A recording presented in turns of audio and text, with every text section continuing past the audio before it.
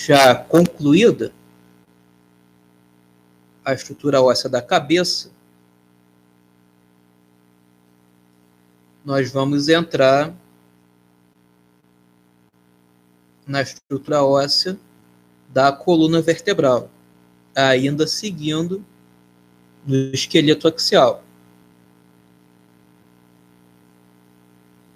Então, primeiramente, com uma definição sobre coluna vertebral. Ela é um eixo longitudinal formado por 5 segmentos.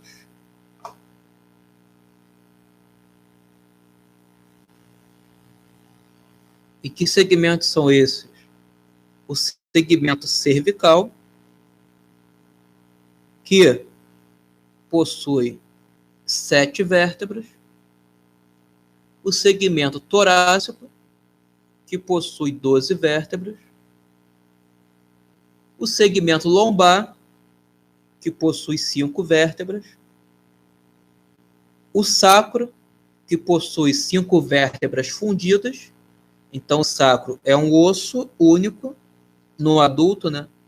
Que é formado por 5 vértebras que se fundem, viram um osso só. E o cóccix, que é formado por 4 vértebras fundidas. Então, assim como o sacro, o cóccix também vai ser composto por 4 vértebras que se fundiram no adulto, se tornando um osso único. Então, repetindo, o segmento cervical tem 7 vértebras, o segmento torácico tem 12 vértebras, o segmento lombar tem 5 vértebras, o sacro é formado por 5 vértebras fundidas e o cóccix é formado por 4 vértebras fundidas.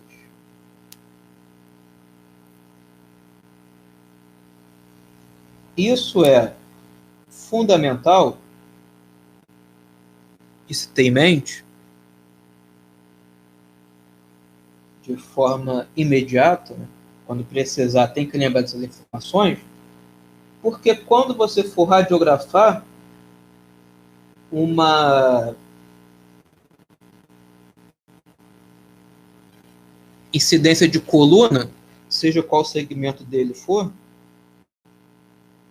você tem que saber quantas vértebras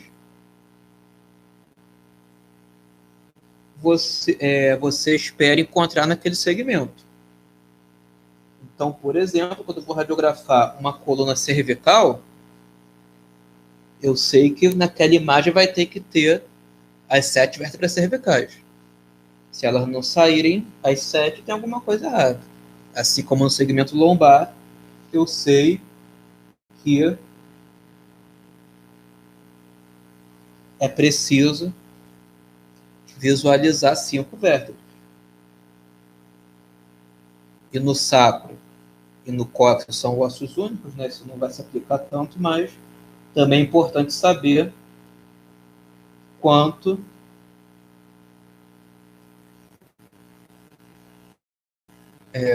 ossos fundidos vão formar esses 2 ossos únicos.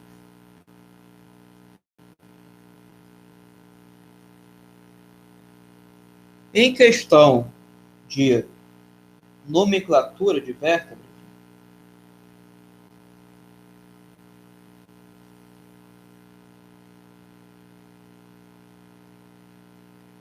então cada vértebra ela vai ter um nome que vai diferenciar das demais. Na maior parte dos casos,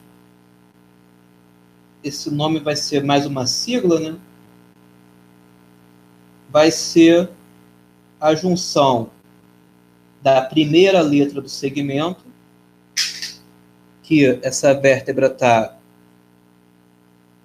formando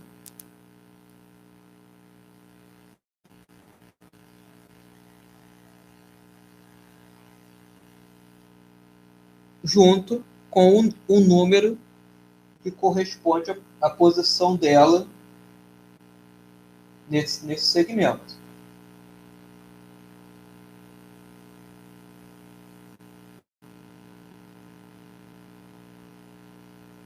Então, por exemplo,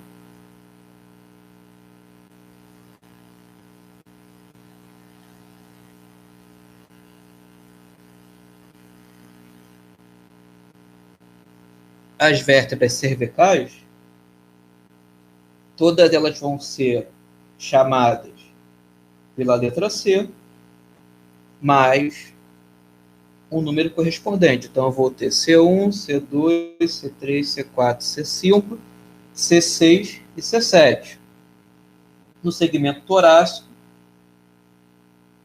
eu vou ter todas começando com a letra T, mais o número correspondente à posição. Então, vai ser de T1 a T12. Assim como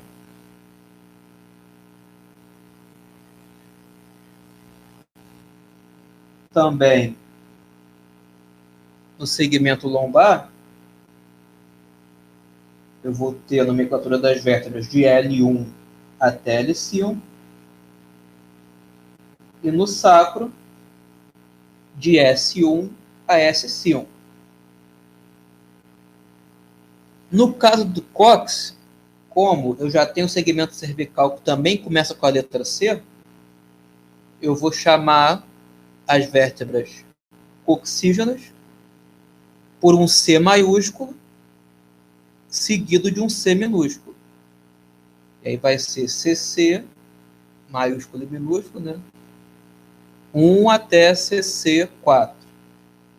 Então, é a maneira que nós vamos nos referir de forma geral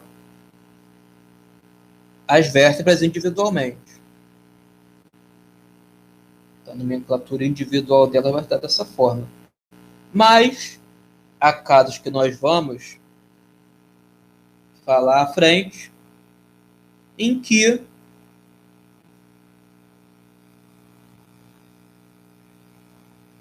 essas vértebras, no caso vão ser só 3 casos, né? Pode ter um nome diferenciado, um nome próprio mesmo, né? Mas deixa eu só ler alguma coisa escrita aqui um instante. Bom dia, eu gostaria de saber se poderia mandar essa apostila para nós. Ela tá no... Esse material já está todo lá no Classroom. Mas se por acaso alguém não conseguir baixar lá, me comunica individualmente que eu mando pelo WhatsApp ou por meio pessoal. Mas se você não teve lá ainda, não tentou baixar por lá, tá lá. Mas se não conseguir, eu mando individualmente, não tem problema não, tá? Então, é fundamental para princípio de conversa sobre coluna vertebral, sobretudo na radiologia, que vai radiografar esses segmentos da coluna de forma individualizada, ter o exato conhecimento de quantas vértebras compõem cada um desses segmentos. Então, para fixar, cervical são 7 vértebras, torácico 12 vértebras, lombar 5 vértebras, o sacro 5 vértebras fundidas e o cóccix 4 vértebras fundidas. O conjunto de todos esses ossos vão formar a coluna vertebral.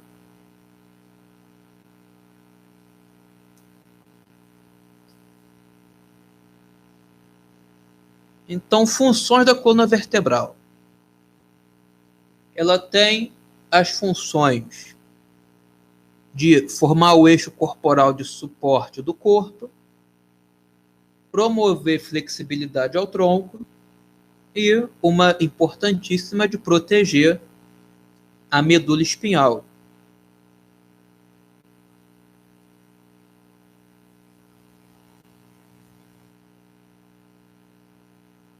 Então, normalmente, lesões na medula espinhal costumam deixar sequelas neurológicas no indivíduo, né? Porque se trata de um tipo de estrutura que não se regenera.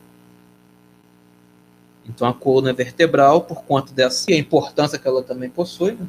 ela que vai levar, através dos nervos que ela vai emitir estímulos para várias regiões do corpo, assim como captar também estímulo do ambiente e levar para o encéfalo interpretar. Então, por conta da fragilidade e importância da medula espinhal,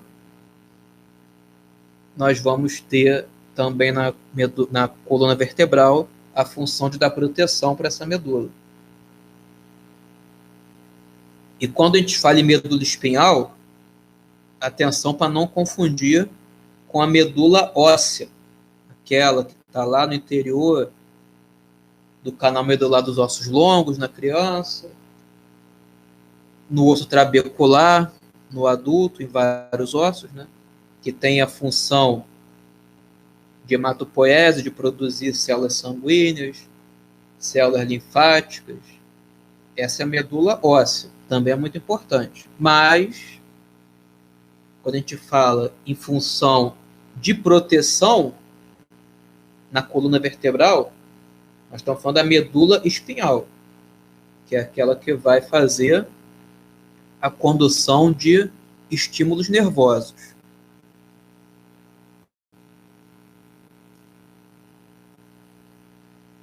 Então, nós observamos nessa imagem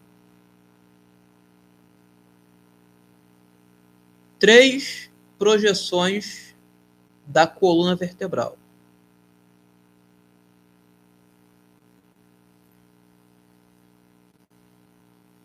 Então, são 3 projeções. Essa primeira, do lado esquerdo, é uma vista anterior.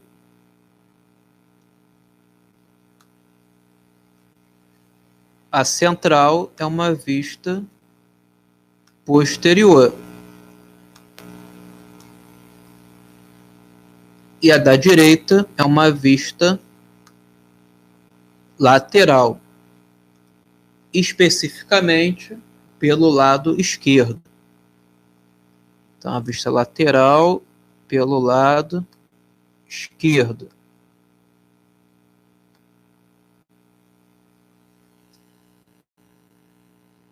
E aí nós observamos, nessas 3 projeções na coluna vertebral, que em uma vista em sentido frontal, né, tanto a vista anterior como a vista posterior, essa coluna vertebral ela deve ser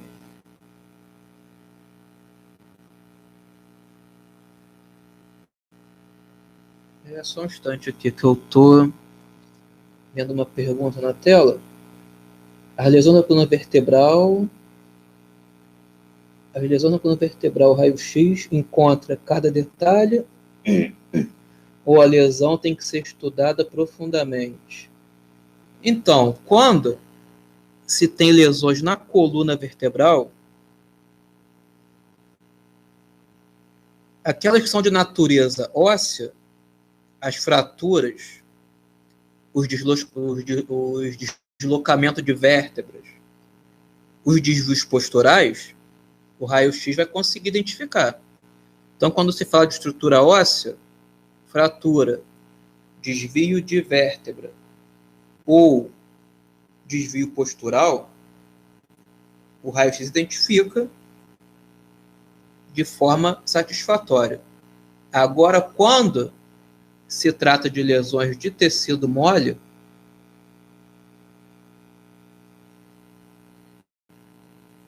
envolvendo o disco articular, principalmente, né, o disco intervertebral, o exame mais adequado vai ser a ressonância magnética. Então, no que trata a lesão óssea, o raio-x, na maioria dos casos, vai atender de forma satisfatória. Agora, para lesões de tecido mole, a tomografia consegue mostrar? Consegue, até um certo ponto. Mas o exame mais detalhado para lesões de tecido mole na coluna vertebral é a ressonância magnética, principalmente no que envolve os discos intervertebrais.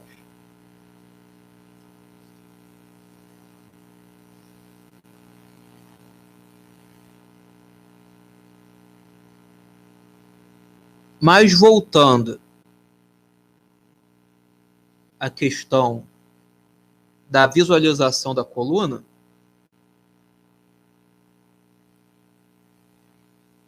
em projeção frontal, na vista anterior ou posterior, a coluna vertebral saudável ela vai se apresentar de forma retilínea. Ela não vai ter nenhuma curvatura. Agora, quando eu estou visualizando lateralmente a coluna saudável vai apresentar algumas curvaturas. E essas curvaturas são importantes para distribuição adequada do peso corporal e fundamentais também para evitar um desgaste excessivo de estruturas articulares da coluna. Então, numa vista anterior ou posterior, a coluna saudável, ela deve ser totalmente retilínea. Na vista lateral, ela deve apresentar algumas curvaturas.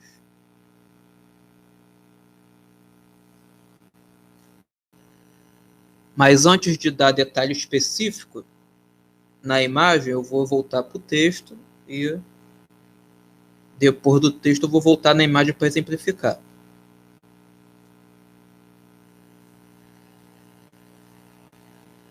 Então vamos falar de curvaturas fisiológicas. A coluna vertebral possui curvaturas denominadas curvaturas fisiológicas. Elas podem ser classificadas em cifoses, que são curvaturas posteriores, e lordoses, que são curvaturas anteriores. As cifoses são os segmentos torácico e sacrococcígeno, enquanto as lordoses são os segmentos cervical e lombar. As curvaturas fisiológicas possuem a função de promover uma melhor distribuição do peso ao longo da coluna vertebral. Então,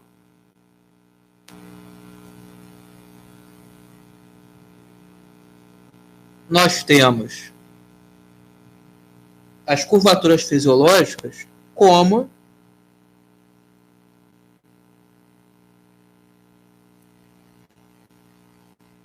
curvaturas que são necessárias para manutenção de uma coluna saudável. Então, isso é normal que as pessoas tenham as curvaturas fisiológicas. O que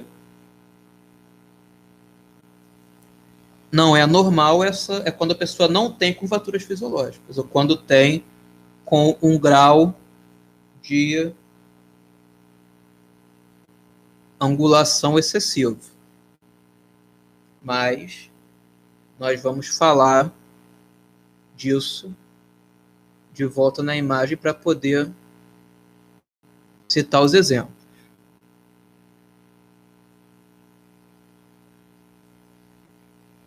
Deixa eu só ver mais uma coisa aqui. A parte da coluna vertebral onde fica o pescoço, ela é frágil? Sim.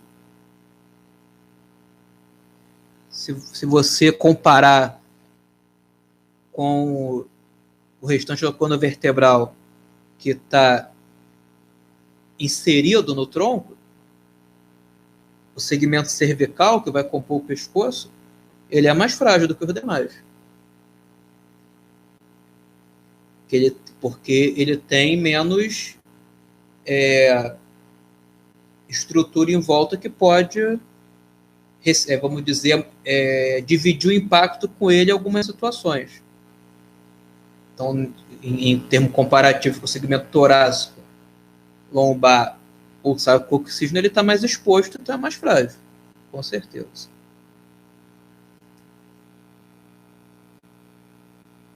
Então vamos falar aqui das curvaturas fisiológicas. Primeiro, dividir os segmentos. Então vamos lá, 1, 2, 3, 4, 5, 6, 7. O segmento cervical tem 7 vértebras, então dividir aqui o cervical.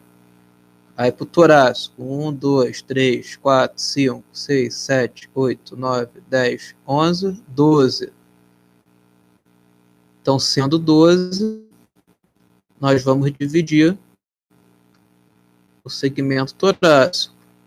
O lombar tem 5. 1, 2, 3, 4, 5. Aí nós dividimos aqui o lombar também. O segmento sacrococcígeo vai corresponder aqui ao sacro e ao cóccix fundidos. Como para a questão de curvatura, eles vão compor um segmento junto, eu não vou dividir o sacro e o cóccix nessa imagem. Então nós temos aqui, primeiramente, o segmento cervical, o segmento torácico, o segmento lombar e o segmento sacrococcígeo.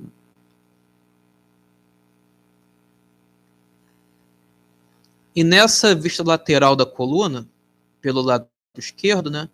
Essa aqui é a região anterior. Eita, meu Deus do céu, esse ar ficou uma tristeza. Segmento anterior e, desculpa, a face anterior, região anterior, e aqui é a região posterior.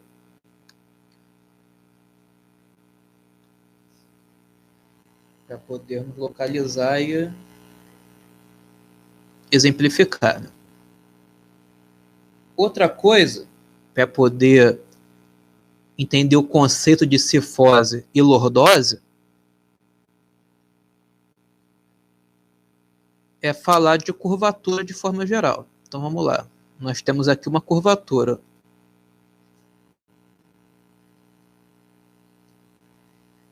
As curvaturas, em geral, elas vão ter duas faces.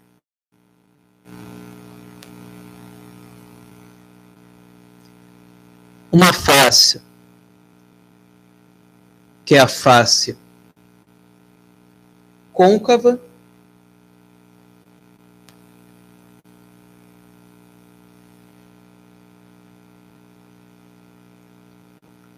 então vou exemplificar aqui como côncava e convexa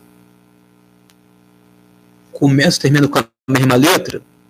Eu vou colocar aqui a parte côncava como se fosse 1. Então, o número 1 é côncavo e o 2 é o convexo. Então, as duas faces aqui. Uma é côncava, outra é convexa. E como é que eu defino a parte côncava de uma curvatura? A parte côncava é aquela que está projetada para dentro. Então, se você observar nessa face aqui da curvatura, ela está projetada para dentro. É a face côncava. E a convexa é a que está projetada para fora. É a convexa. Para dar um exemplo aqui, vamos imaginar um prato. Imaginar que o prato é a curvatura. Se nós pegarmos como exemplo um prato, qual é a face côncava do prato? É aquela face dele onde você coloca o conteúdo, coloca o alimento ali. É a face côncava. A face convexa é qual? É a parte do prato que você apoia, que você repousa na mesa. Então, comparando com o prato, a face côncava é onde você coloca a comida, e a convexa é a parte que você apoia o prato na mesa, ou segura com a mão, enfim. Então, por isso, para poder entender o conceito de cifose e lordose, primeiro esse conceito de côncava e convexa. Então, observando o prato, né, a face côncava é onde eu coloco a comida, e a parte convexa é onde eu apoio o prato na mesa.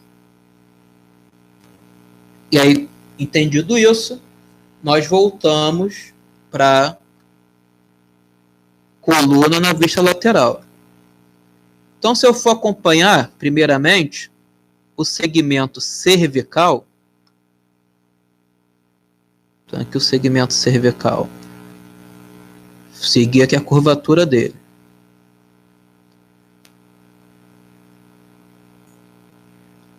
Nessa curvatura dele, a face convexa, que é a que está para fora, né? Seria onde eu apoio o prato na mesa, a face convexa da curvatura cervical, está voltada anteriormente. Se ela está voltada anteriormente, então ela é uma lordose.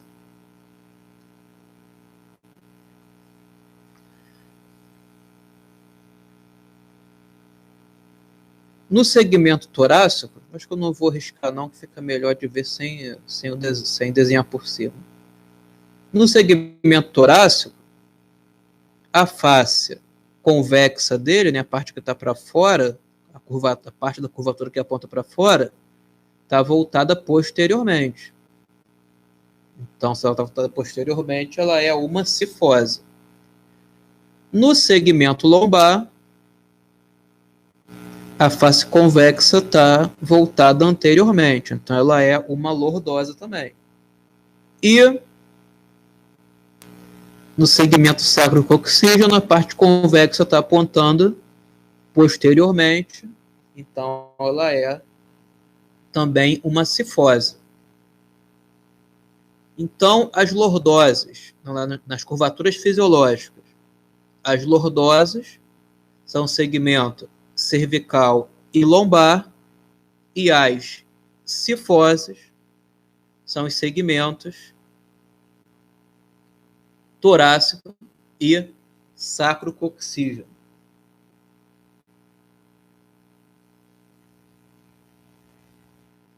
Essas são as curvaturas fisiológicas. Mas, além das curvaturas fisiológicas,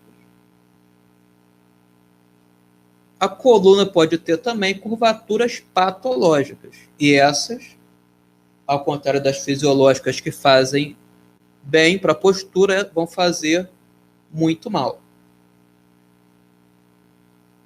E o que pode representar uma curvatura patológica? Primeiramente, algumas variações das próprias lordoses e cifoses. E aí é algo que é bom para quem será profissional da saúde ter também em mente que quando você se refere à lordose e à cifose, você está se referindo a uma curvatura fisiológica da coluna vertebral e que não tem nenhum problema em termos de patologia.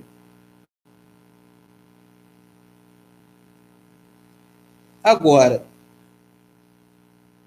quando alguma dessas curvaturas fisiológicas estiver se apresentando com um grau muito extenso, aí ela vai ter o nome, o prefixo hiper acrescentado ao seu nome. Ela vai deixar de ser uma lordose, vai passar a ser uma hiperlordose. E também, se for uma cifose, vai deixar de ser uma cifose, vai passar a ser uma hipercifose. Aí ela passa uma curvatura patológica, ela passa a fazer mal. E é muito comum os leigos terem essa confusão desses termos. Quando você fala em lordose ou em cifose, a pessoa que é leiga confunde lordose com hiperlordose. Aí acha que o ter lordose é ruim. Ou cifose com hipercifose, e acha que ter cifose é ruim. Quando essas curvaturas estão muito acentuadas, configurando um desvio postural, ela vai passar a ser uma hiperlordose ou uma hipercifose.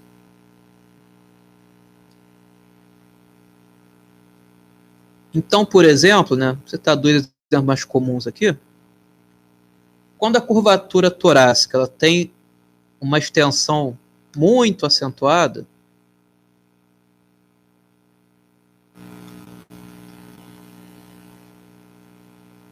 ela acaba causando um prejuízo postural para o indivíduo, bem grande até. Quando essa curvatura torácica está muito acentuada, quando está uma hipercifose bem comprometedora já, a pessoa fica recolhida com a cabeça e o tronco para frente. Aí na coluna dela forma aquela protuberância conhecida como corcunda, né? Então os corcundas são pessoas que têm uma hipercifose num grau altamente acentuado.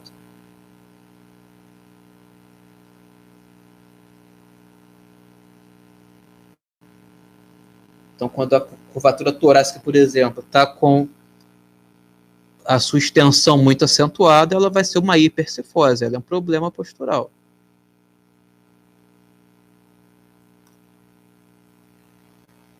Assim como a curvatura lombar, ela pode também estar com uma extensão muito acentuada. Aí ela deixa de ser uma lordose e passa a ser uma hiperlordose. E também vai começar a causar prejuízo na coluna vertebral. Então, quando essas curvaturas estão muito acentuadas, ela vai ser uma hiperlordose, uma hipercifose, e isso sim é uma curvatura patológica. Então, não confundir lordose com hiperlordose. Lordose é uma curvatura fisiológica no segmento cervical lombar. E a hiperlordose é quando uma dessas curvaturas está com um grau muito extenso e, portanto, causando um prejuízo postural. E não confundir cifose com hipercifose. A cifose é uma curvatura fisiológica no segmento torácico ou sacrococcígeno, e quando ela se dá num grau muito acentuado, ela vai ser uma hipercifose, que é um desvio postural que vai causar um grande prejuízo. Então, nós temos que ter essa diferença em mente. A pessoa leiga fora da área da saúde não precisa ter, mas nós precisamos ter até algum momento para poder explicar para alguma pessoa leiga a diferença, por qualquer motivo que ela de repente possa ler no laudo de raio-x dela que está com a lordose lombar em condição normal, ela vai ver o termo lordose e vai imaginar que é uma coisa terrível. Então, eventualmente, você pode precisar disso para acalmar alguém também. Agora, outro tipo de desvio postural que pode haver é a escoliose. E o que é a escoliose? A escoliose é o desvio lateral da coluna vertebral.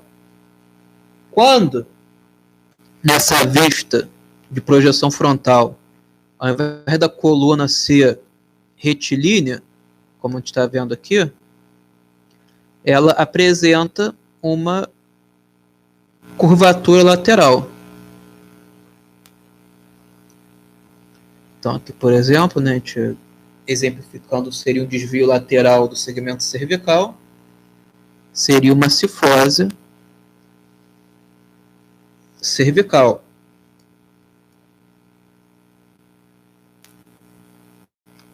Ou também a gente poderia tratar aqui, né, no segmento torácico, seria uma cifose torácica.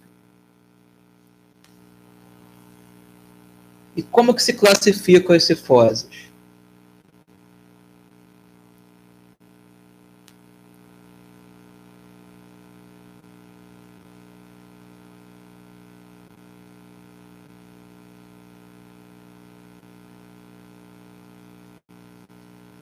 Nós vamos classificar as escolioses de acordo com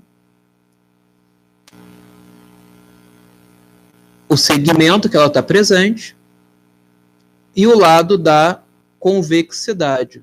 Então, o lado convexo, né, nós temos aqui, e aqui também o lado convexo. Então, por exemplo, lembrando que aqui é uma vista posterior, tá? Então, aqui, esse é o lado direito, e esse é o lado esquerdo.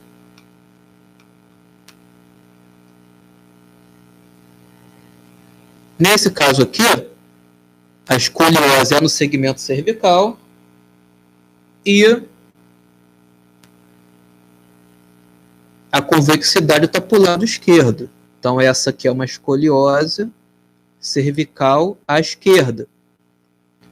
Agora, nessa outra imagem aqui, onde a vista é anterior, né? Então, se a vista é anterior, esse é o lado esquerdo, já está aqui, né? E esse é o lado direito. Então, nesse caso, como a escoliose é no segmento torácico e a convexidade está para o lado direito, ela seria uma escoliose torácica à direita. Deixa só eu ler que tem algumas coisas escritas ali.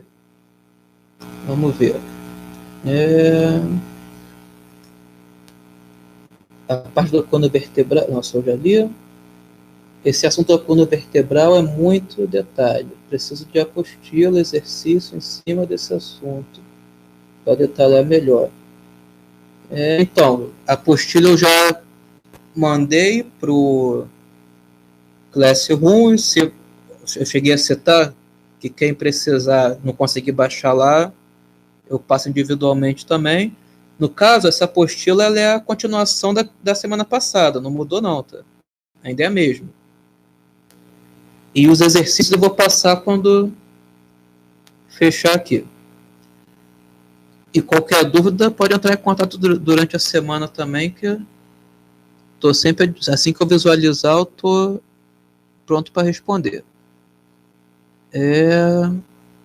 Eu tenho escoliose. Os raios X, eu acredito, não iriam atrapalhar mais ainda ela ou não? Não, o raio X não tem nada a ver com desvio postural, não. O que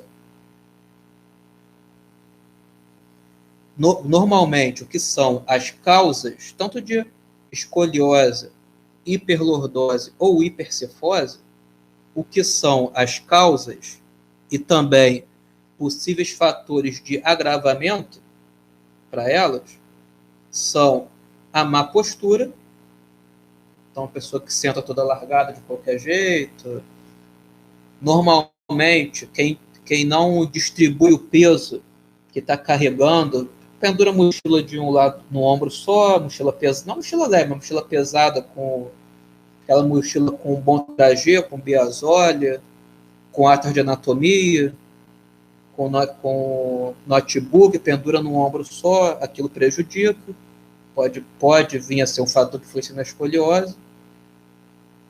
E também pessoas que pegam muito peso. Geralmente, aí quem faz trabalho braçal com muito peso, né, pode ter alguma influência, mas assim, no caso da radiologia, você até pega peso. Para fazer uma radiografia no leito de um paciente que está acamado ou que não é colaborativo, que é muito pesado, você vai ter que levantar, mas vai pegar um peso, mas não é uma coisa recorrente como quem trabalha em construção civil, por exemplo, enfim, esse tipo de coisa. Né? Um peso ou outro pega, mas nada que vá ser muito comprometedor. Mas os raios-x em si não causam prejuízo para a escoliose, não. Serve só para o diagnóstico. O raio-x ele pode diagnosticar a escoliose, mas a exposição à radiação não prejudica a questão da coluna ter um desvio postural. Não tem nenhuma relação, não. E a apostila mandar PDF pro grupo. Quando a gente acabar, eu mando.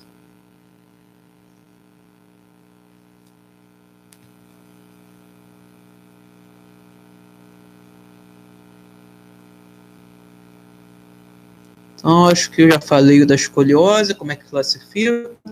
Então, é isso. Hipercifose pela lordose também. Então, nós podemos seguir.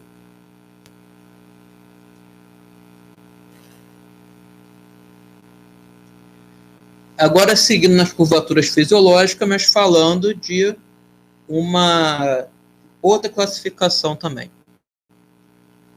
No recém-nascido, a coluna vertebral é totalmente cifótica. No decorrer do desenvolvimento e crescimento da criança, as lordoses cervical e lombar se formam, enquanto as cifoses torácica e sacrococcígena permanecem inalteradas. Por esse motivo, as cifoses são chamadas de curvaturas primárias e as lordoses são chamadas de curvaturas secundárias. Então, entender o que significa isso. Quando a pessoa nasce, a coluna ela é toda cifótica.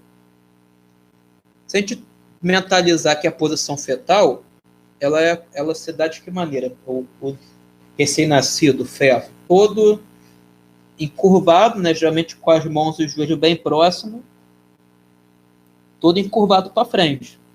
Por que ele tem essa postura natural quando ele está ali recém-nascido ou ainda dentro do útero da mãe? Porque quando ocorre o dobramento do embrião, lá no início do desenvolvimento embriológico, lá por volta da terceira para a quarta semana, o eixo fixo, que é o processo notochordal, que vai vir a ser um resquício da futura coluna vertebral, ele já assume esse formato de letra C. E ele fica assim até a criança nascer. E ainda depois, um pouco que ela nasce, até desenvolver outras curvaturas. Então, quando a criança nasce, a curvatura ela é toda com a coluna como um todo, né, com a curvatura toda convexa no sentido posterior. Então, ela é toda cifótica quando a criança nasce. Quando a criança nasce, a coluna é toda cifótica. Conforme ela cresce, se desenvolve, vão surgir as lordoses cervical e lombar, enquanto que os segmentos torácico e sacrococcígeno vão continuar sendo cifoses, não vão mudar. Então, como você tem alteração da curvatura nos segmentos lombar e cervical, elas eram cifoses, viram lordoses. Então, elas mudaram com o crescimento. Por esse motivo, vão ser chamadas, tanto a lordose cervical como a lordose lombar, de curvaturas secundárias, porque elas surgem depois do nascimento. Enquanto que as curvaturas torácicas e sacrococcígena, elas vão nascer como cifoses e com o crescimento da criança, elas vão continuar sendo cifoses. Então, elas não vão sofrer alterações com o crescimento. Por isso, vão ser chamadas de curvaturas primárias. Então, as cifoses que não sofrem mudança são primárias, e as lordoses que sofrem mudanças, porque quando nasce era cifose também, são as curvaturas secundárias.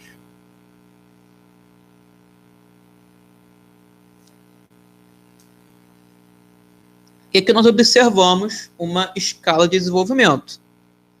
Então, o recém-nascido aqui, ó, nasceu. Até com um pedacinho de cordão umbilical ainda aqui. Ó. Acabou de nascer. Se você observar, os 4 segmentos da coluna estão iguais. Ó. O cervical é cifose, o torácico também é cifose. Ih, passou batido. Então, o cervical é cifose, o torácico também é cifose, o lombar também é cifose, o sacrococcígeno também é cifose. Isso no recém-nascido. Então, no recém-nascido, a coluna é totalmente cifótica. Todas as 4 curvaturas nascem como cifoses. Quando a criança vai crescendo, ela vai ter um dado momento, e aí varia de idade, né? Para cada criança desenvolve de um jeito, onde ela vai começar a erguer a cabeça, olhar para frente. Essa ação de erguer a cabeça vai fazer com que a curvatura cervical, a gente está vendo a setinha apontando aqui, ó, que a curvatura cervical deixe de ser uma cifose e se torne uma lordose. Pela ação da criança de elevar a cabeça, a curvatura cervical deixa de ser uma lordose, uma cifose, e passa a ser uma lordose. Quando a criança começa a andar, ou às vezes isso pode se dar no processo de engatinhar também, quando ela começa a andar, começa a ficar de pé, o que vai acontecer? O peso corporal vai começar a incidir mais sobre a coluna, e essa ação da gravidade vai fazer com que a curvatura lombar se torne uma lordose também. Então, quando a criança começa a ficar de pé ou engatear, a ação da gravidade agindo sobre a coluna vertebral, né, aumenta o peso sobre ela, vai fazer com que a curvatura lombar se acomode e se torne uma lordose também. Então, o segmento cervical e lombar eram cifoses, passaram a ser lordoses. Então, por isso, são curvaturas secundárias. Enquanto que os segmentos torácico e sacrococcígeno eram cifoses e continuaram como cifoses. Por isso, são curvaturas primárias.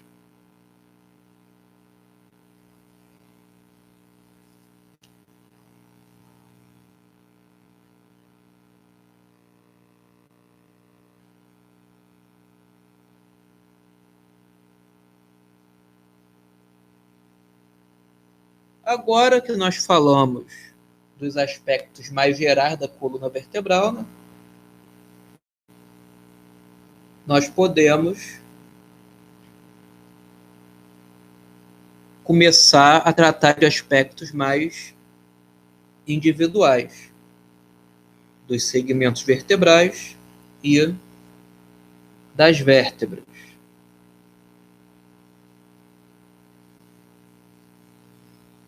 Então, vamos começar diferenciando as características das vértebras.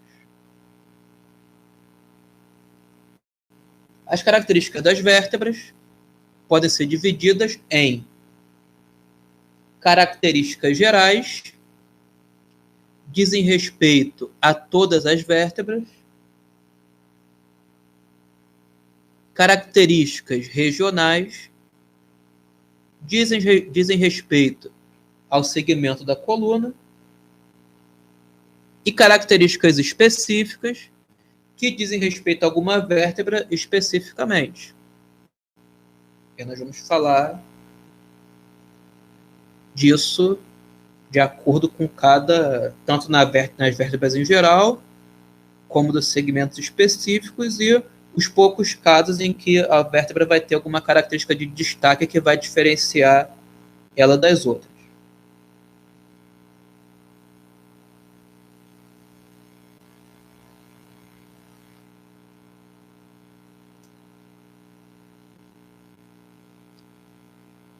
Características gerais. As características gerais das vértebras dizem respeito à presença dos seguintes acidentes ósseos, que são o corpo vertebral, o arco vertebral, o forame vertebral, o processo transverso, o processo espinhoso. As vértebras que atendem essas características são chamadas de vértebras típicas. Então, quando a vértebra possui corpo vertebral, arco vertebral, forame vertebral, processo transverso e processo espinhoso, nós vamos dizer que se trata de uma vértebra típica, que vai ser a maior parte dos casos, a maior parte esmagadora dos casos.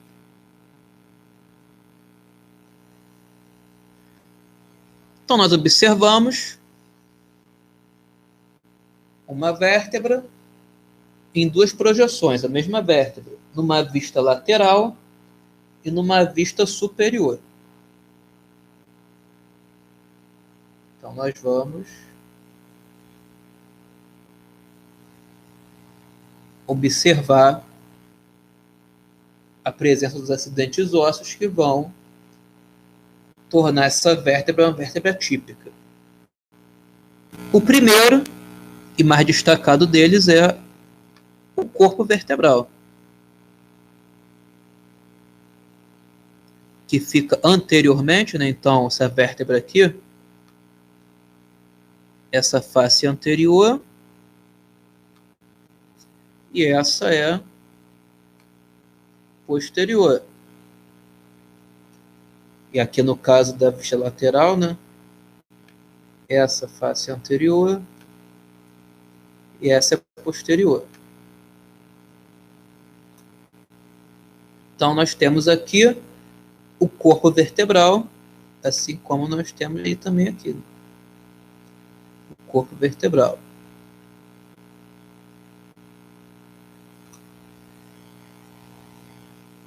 Nós vamos ter também,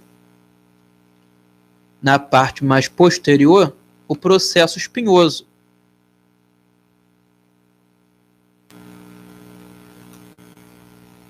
Tem um processo espinhoso aqui também.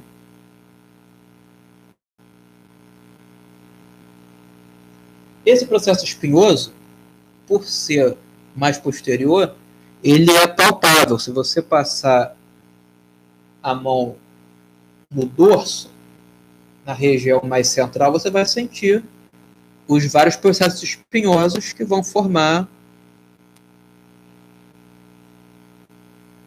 uma linha quase que contínua, né? Porque você tem uma vértebra sobreposta à outra, os processos espinhosos acabam fazendo uma sequência no dorso, que você consegue apalpar.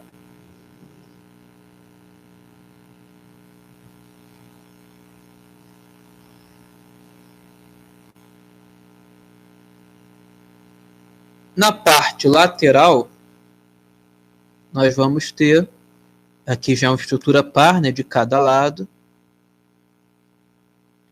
um processo transverso. Então, os processos transversos,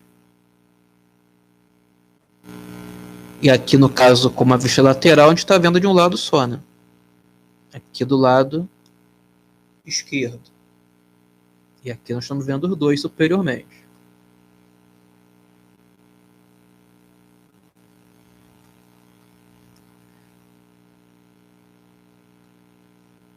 Nós temos aqui uma estrutura que vai unir corpo, processo espinhoso e processos transversos, que é o arco vertebral. Então, tudo aqui que está unindo esses três é o arco vertebral. Então, tudo que está unindo essas três estruturas é o arco vertebral. E entre o arco vertebral e o corpo da vértebra, nós vamos ter um orifício, que é o forame vertebral. Ele vai dar passagem à medula espinhal. Então, a medula espinhal vai ficar alojada no interior dos forames vertebrais das várias vértebras que vão formar a coluna. Quando as vértebras estão empilhadas ali, anatomicamente, uma por sobre a outra, o somatório de todos os forames vertebrais dessas vértebras vai formar um canal. E esse canal vai ser chamado de canal vertebral. Ele é formado pela união dos forames vertebrais, e nesse canal vertebral é que vai estar alojada a medula espinhal. Então, para ser uma vértebra típica, ela vai ter que ter o corpo, o processo espinhoso, os processos transversos, o arco vertebral e o forame vertebral. Todas as vértebras típicas vão ser dessa maneira, com as suas características regionais, né? A cervical é um pouquinho mais de um jeito, a torácica de outro, a lombar de outro. Mas isso todas elas vão ter.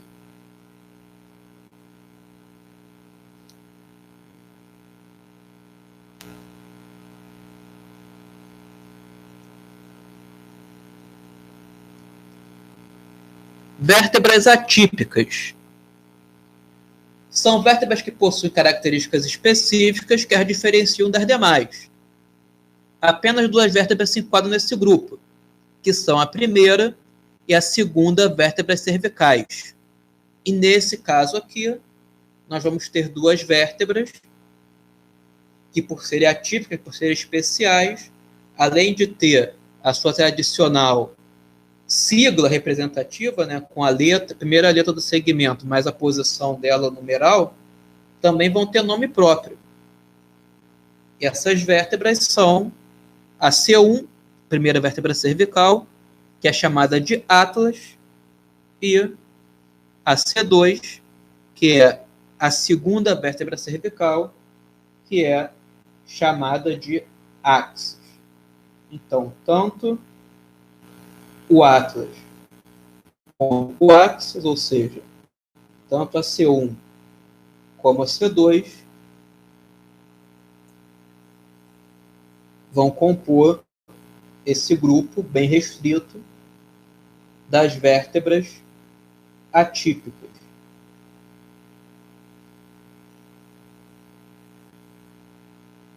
Apenas o Atlas, que é o C1, e o Axis, que é o C2, vão compor o grupo das vértebras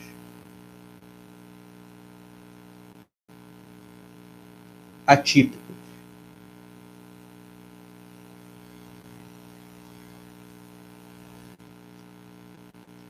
E por que essas vértebras são atípicas? O que elas têm de diferente?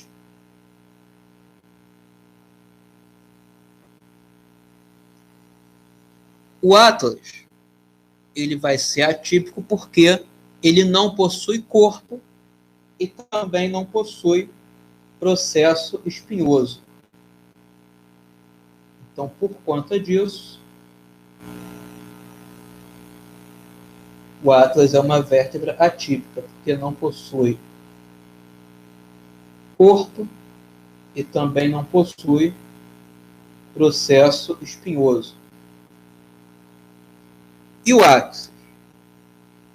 O Axis vai ser atípico porque ele possui em seu corpo uma elevação óssea chamada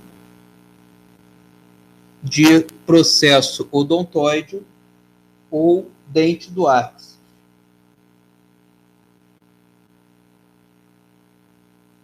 Então, o Atlas, ele é atípico porque não tem corpo nem processo espinhoso, e o Axis é atípico porque ele vai ter no seu corpo uma elevação chamada de processo odontoide ou dente do Axis. Por isso, essas duas vértebras são atípicas.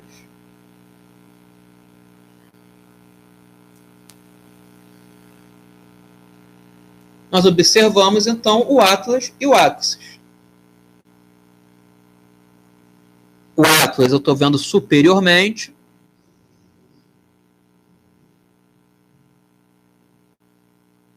E eu observo que anteriormente, aqui nele, então aqui é a vista anterior, a face posterior dele, né? A face anterior e a face posterior. Eu não tenho um corpo, não tem corpo aqui. Ao invés do corpo, eu vou ter o arco anterior do Atlas e o tubérculo anterior dele. E também não tem processo espinhoso. Ao invés disso, eu vou ter o arco posterior e o tubérculo posterior. Por isso, o Atlas é atípico. E ele vai ter duas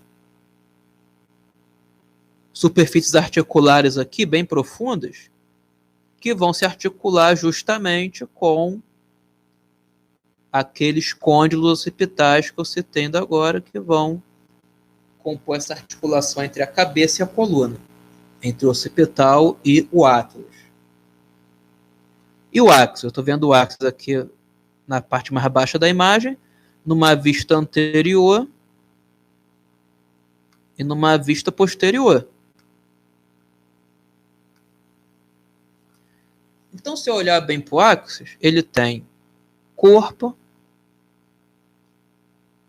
ele tem processo espinhoso, ele tem forame vertebral, ele tem arco vertebral e ele tem processos transversos.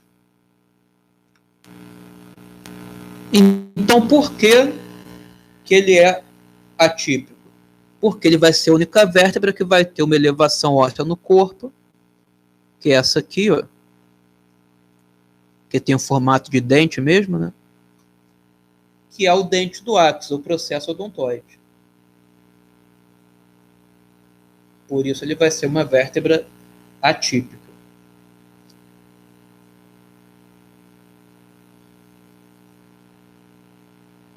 Então, no caso atípica, vão ser só esses dois. Tá? O Atlas, a C1, e o Axis, que é a C2.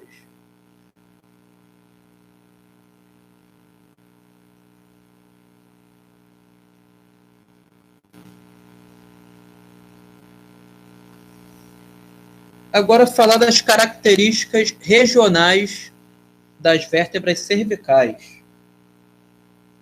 Então, quando eu falar características regionais, eu vou ter que falar das características regionais de cada segmento vertebral, né? Fora os ossos fundidos. Vou falar da característica regional do segmento cervical, torácico e lombar.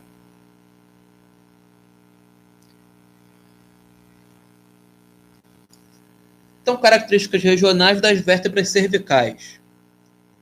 Elas vão ter um corpo vertebral pequeno, processo espinhoso bifurcado, ou seja, ele vai ter a sua extremidade com uma divisão, né, com duas pontas ali, como se tivesse se dividido em dois. Foramen vertebral proporcionalmente grande em relação ao corpo da vértebra. Mas isso tudo que eu falei primeiramente, o corpo pequeno, processo espinhoso bifurcado e foramen vertebral proporcionalmente grande em relação ao corpo da vértebra, são características regionais que são comuns à maior parte das vértebras cervicais, mas pode ter exceções que não se enquadram nessas características que estão citadas inicialmente. Mas vai ter uma característica que está aqui por último, que ela vai dizer respeito a todas as vértebras cervicais. Então, quando você olhar uma vértebra com essa característica específica aqui, se trata de uma vértebra cervical com certeza, seja ela qual for, até mesmo as atípicas, o ápice e o ápice, vão estar incluídos nessa característica aqui, que é a seguinte: possui um orifício em cada processo transverso, chamado de forame transverso. Aqui está com asterisco, porque essa característica que define uma vértebra cervical. Todas vão ter esse forame transverso.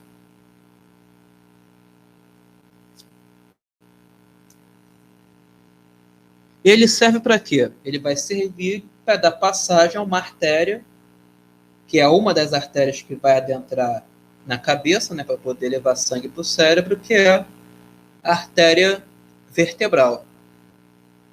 Ela vai passar pelos forames vertebrais das vértebras cervicais. Então, nós estamos vendo aqui duas vértebras cervicais. Nós já vimos lá na outra imagem, a C1 e a C2, não precisa mostrar de novo. Mas nós estamos vendo aqui uma vértebra cervical padrão, vamos dizer assim, né? Que essa vértebra aqui, ela está entre a C3 e a C6. Com certeza é uma dessas quatro. Então ela vai ter aqui o corpo vertebral pequeno, o forame vertebral grande em relação ao tamanho da vértebra, proporcionalmente, né? Processo espinhoso bifurcado. Ó, se divide em dois no final. E nos processos transversos, um orifício que é o forame transverso, onde vai passar a artéria vertebral. Então tá aqui, ó.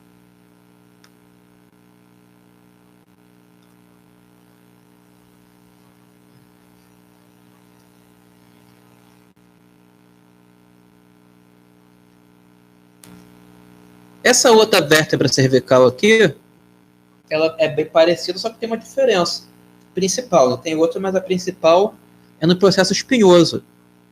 Ao invés de ele ser bifurcado, ele é tubercular.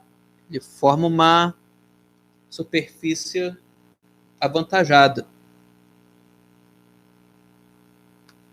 Essa vértebra aqui especificamente é a C7.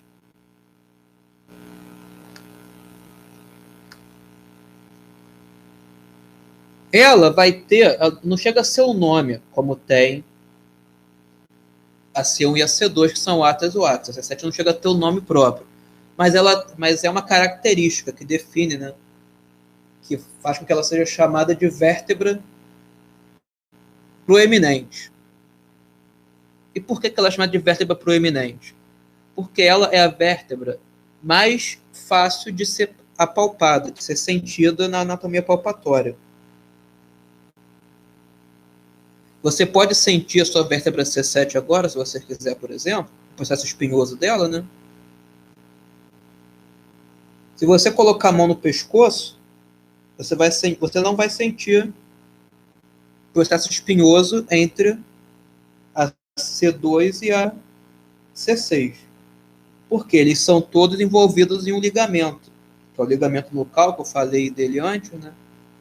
Esse ligamento ele não vai te permitir sentir as vértebras da C2 até a C6. mas ele vai se fixar justamente no processo espinhoso da C7. Então, se você seguir ele, no final você vai sentir o processo espinhoso que é da vértebra C7. Se você colocar a cabeça para frente, né, flexionar o pescoço, vai ficar mais fácil de sentir. Então, por isso chama de vértebra proeminente. Então, ela é um ponto de referência, mas para anatomia palpatória, para fisioterapia, para medicina, a partir daqui, o profissional de saúde ele consegue, se ele tiver que fazer uma contagem das vértebras de algum segmento, ele parte da C7. A partir daqui ele vai contando, vai descendo. Depois é T1, T2, T3, T4, assim até chegar lá no sacro. Então essa vértebra C7, a proeminente, qual a diferença dela para as outras principais? O processo espinhoso dela, ao invés de ser bifurcado, ele é tubercular. E é o mais fácil de ser sentido entre todas as vértebras. Então ela também é um pouquinho, não chega a ser atípica, mas é um pouquinho diferente.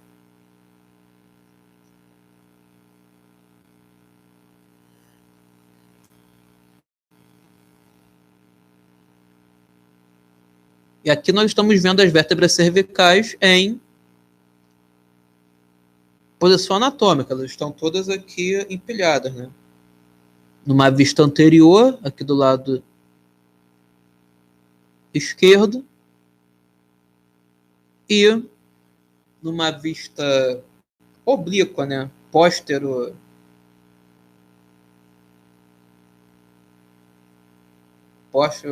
lateral, um oblíquo aqui.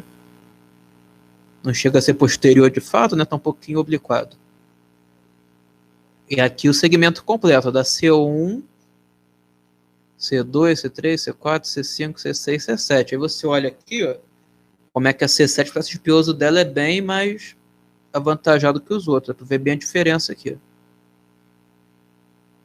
E você vai observar também que o dente do áxis, ó, ele vai se articular com o arco anterior do atlas. Isso tem um papel importante na movimentação do pescoço da cabeça, e nós vamos falar disso com detalhes quando chegarmos na parte de articulações. Não hoje, mas uma atenção aqui, ó, que o atlas e o áxis são relacionados de forma bem direta. O dente do áxis se articula com o arco anterior do atlas.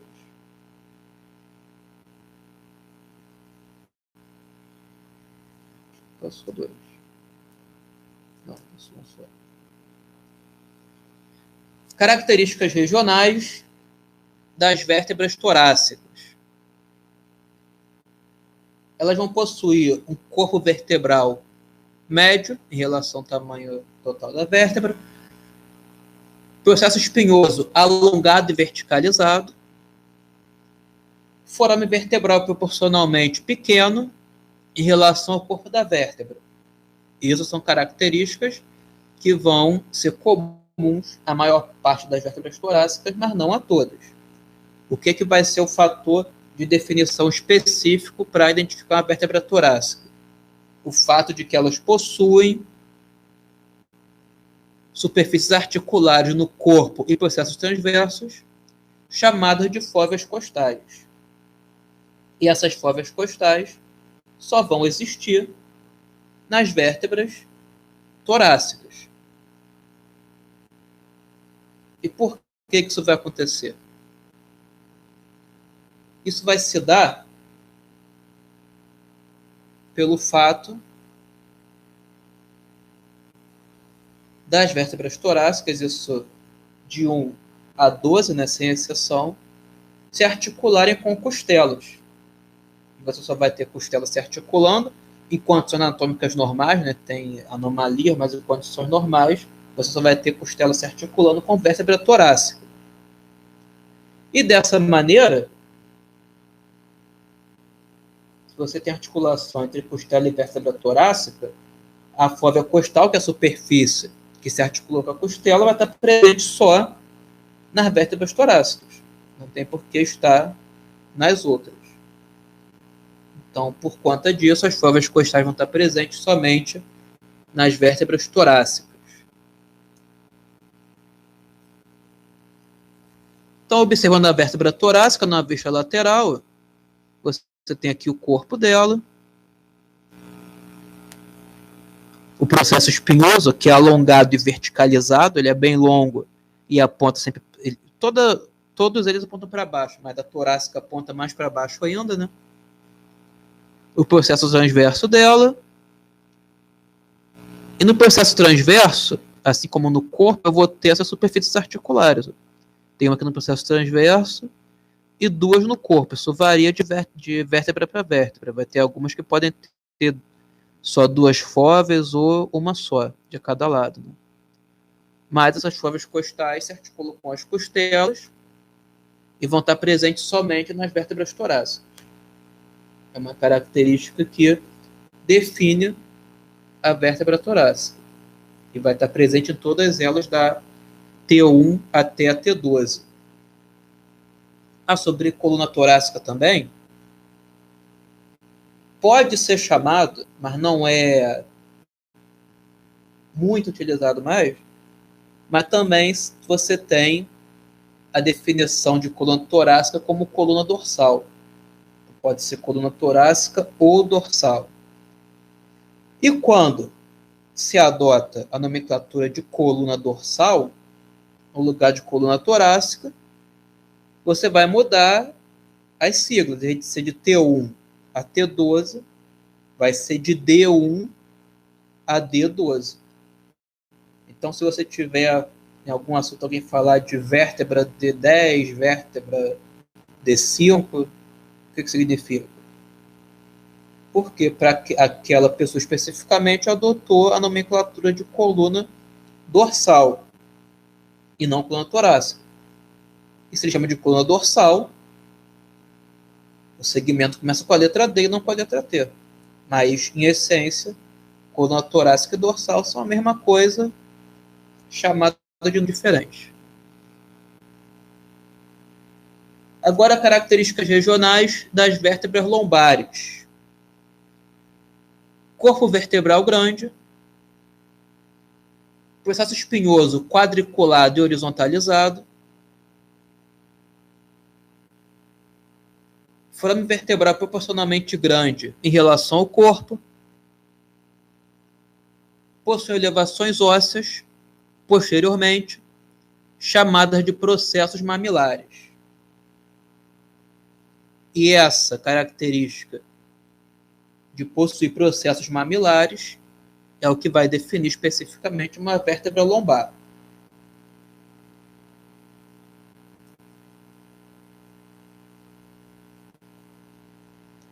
Então, observando aqui a vértebra lombar, né? A gente está vendo aqui o segmento dela, não completo, né? Nem todas aqui são lombares. Aqui uma vista superior da vértebra lombar e uma vista posterior.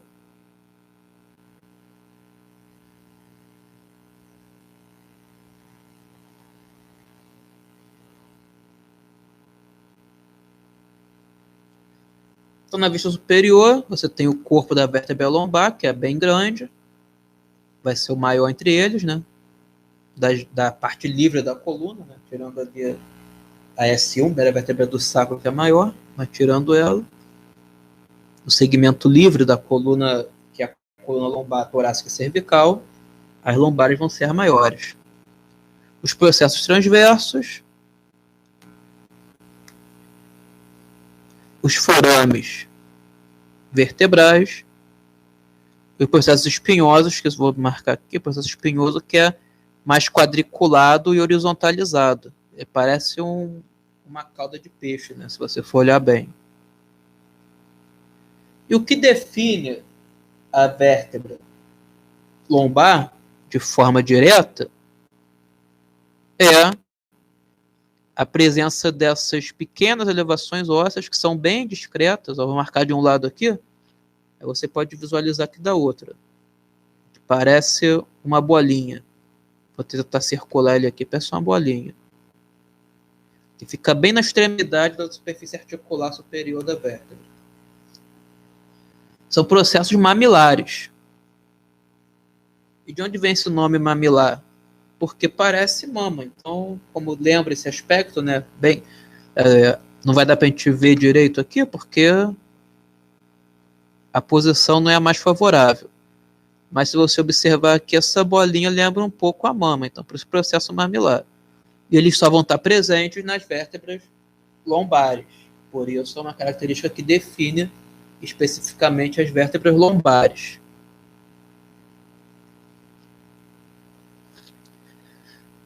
Agora, se nós observarmos aqui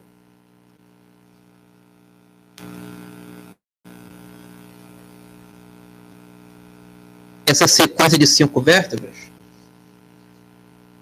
dá para definir cada uma delas.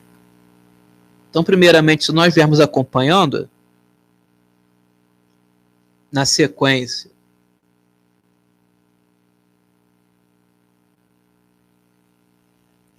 superior inferior, de cima para baixo, podemos ver que a primeira ela tem fóveas costais. A segunda também tem.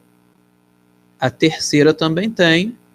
Já a quarta não tem, a quinta não tem. Então, que vértebras são essas, né? Se eu observo aqui num dado ponto uma vértebra com fóveas costais e a que vem abaixo não tem, então logo essa aqui é a primeira, é a última vértebra torácica. É a T12.